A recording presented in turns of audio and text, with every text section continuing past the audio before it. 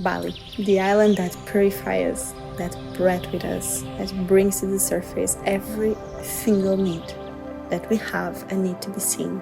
The island of the gods, the island where Shiva destroys all that doesn't belong to us anymore, that we may rebuild from a more aligned, beautiful and peaceful place.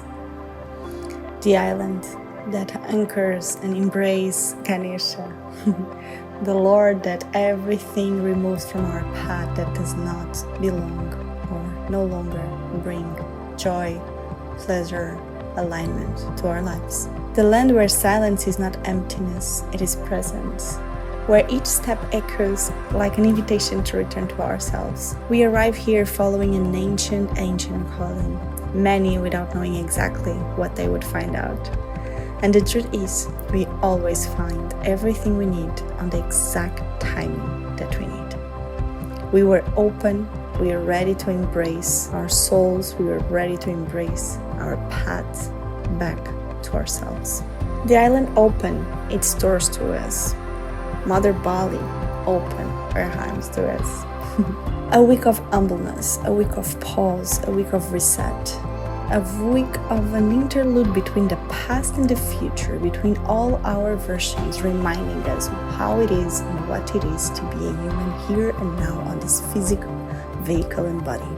Presence into our steps, body, ways of seeing things, perceiving things, in our choices, in our boundaries, in our communication, in the gestures we make, and in the way we allow the world to touch us, without ever losing our center, without losing ourselves.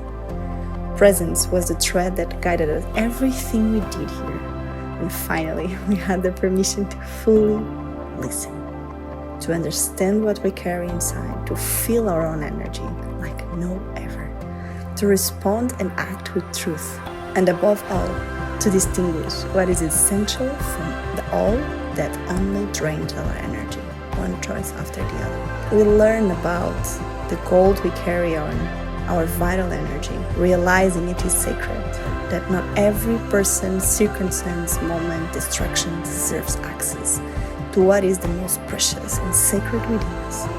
And together, we created tools to return to the center once and again. We also work with this pure, magnificent energy, the silence.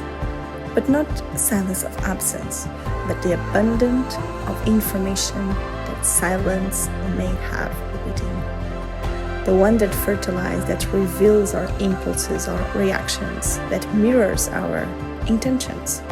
And throughout the week, the temples received us as rarely happens, with doors open, without any interference from the outside world. A bubble, a sacred bubble, was created and hosted for us, in a space-time reserved entirely for this aligned moment a long time ago. Within the vastness of our own bubble and field, we could live our processes at the rhythm, presence and stillness we needed and deserved. It was absolutely divinely tailor-made. It was as if the island itself recognized the intention of our group and invited us and receiving us.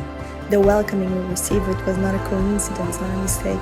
It was a direct response to the field, to the level of presence and love. On this reunion, on this journey, stranger became family. Multiplicity becomes unity. Each of us was a point of light contributing to a co-creation of something unique, special, magical, and absolutely divine. We came to work with the waters, both internal and external. Every day, the water reminded us, with its strength, presence, vastness, purity, and flow, of everything we too were releasing and letting go.